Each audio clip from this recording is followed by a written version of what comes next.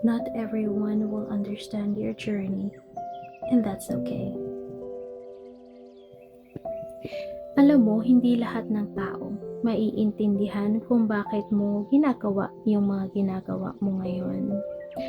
Yung struggles mo, yung decisions mo, even yung timing mo sa buhay. Minsan iisipin nila, bakit ganun? Minsan i-judge ka pa nila. Pero the truth is, hindi naman sila yung nasa journey mo. Hindi nila naramdaman yung pinagdaanan mo. Hindi nila alam yung silent battles mo. So it's okay if they don't understand. Ang importante, ikaw.